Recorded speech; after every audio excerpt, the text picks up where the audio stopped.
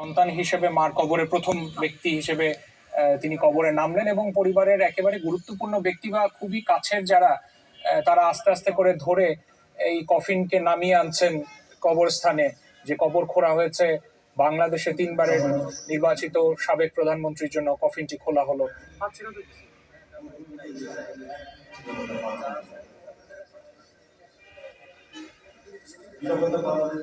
জনাব তারেক রহমান সহ আরো 2-3 জন সহায়তা করতে নেমেছেন এবং পরিবারের একেবারে গুরুত্বপূর্ণ সদস্যরাই পুরো প্রক্রিয়া ছিলেন। জনাব তারেক রহমান নিজে কবরস্থানে নেমেছেন। আপনারা জানেন যে মুসলিম রীতিনীতি অনুযায়ী যেভাবে প্রক্রিয়া করা দরকার, বেগম জিয়ার মরদেহ নামানো হচ্ছে খুব ধীর গতিতে, সাদা কাপড়ে মোড়ানো, যেভাবে তিনি আসার কথা ঠিক সেভাবেই আসলেন। আস্তে আস্তে করে নামিয়ে নেওয়া হচ্ছে এবং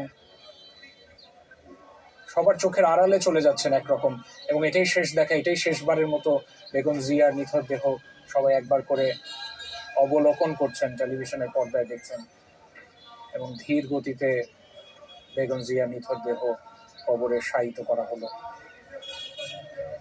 কাপড় দিয়ে ঢেকে দেওয়া হচ্ছে, সেখানে সাদা কাপড় আমরা লক্ষ্য করছি যে প্রক্রিয়া শেষ করে যেভাবে করা উচিত সেভাবেই, আর দলের পতাকা হয়তো বিছিয়ে দিয়ে সেটা দিয়ে ঢেকে দেওয়া হবে। এখানে রীতির ব্যাপার আছে, যেহেতু একজন নারীকে কবরস্থ করতে গেলে কাপড় দিয়ে ঢেকে রাখতে হয়, সেখানে সেভাবেই করে কাপড় দিয়ে ঢেকে দেওয়া হচ্ছে।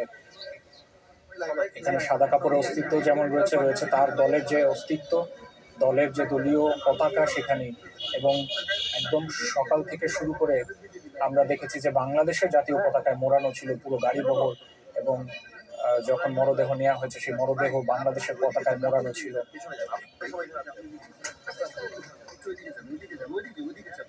ধর্মীয় রীতি মেনে তাকে শায়িত করার প্রক্রিয়া সম্পন্ন হতে দেখছেন আপনারা দর্শক।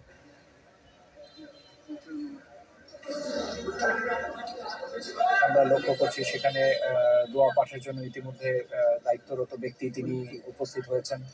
আর এছাড়া রাষ্ট্রীয় মর্যাদা দেওয়ার জন্য যেই কর্মী, যেই ব্যক্তিবর্গের উপস্থিতি প্রয়োজন বা জরুরি, তারা সবাই উপস্থিত রয়েছেন। এবং বিএনপির ভারপ্রাপ্ত চেয়ারম্যান তারেক রহমান সন্তান হিসেবে তার মাকে শায়িত করার জন্য তিনি এই মুহূর্তে খোঁড়া কবরে অবস্থান করছেন।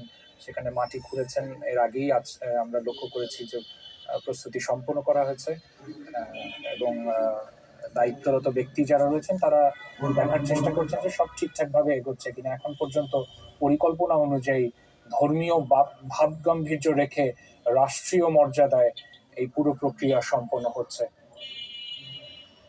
অগণিত সাধারণ মানুষ, দলের নেতাকর্মী তারা জানাজায় অংশ নিয়েছেন এবং তারা তাদের পছন্দের রাজনৈতিক ব্যক্তিত্ব বা বাংলাদেশকে যিনি ধারণ করেছেন, বহন করেছেন, 3বারের প্রধানমন্ত্রী হিসেবে পরিচয় দিয়েছেন, তার জন্য দোয়া করেছেন। যে যেখান থেকে পেরেছেন, আমরা লক্ষ্য করেছি যে জোহরের নামাজ সড়কে যেখান পর্যন্ত উপস্থিত হতে পেরেছেন সেখানেই নামাজ আদায় করেন এবং জানাজার জন্য অংশগ্রহণ করেন, জানাজার জন্য অপেক্ষা করেন।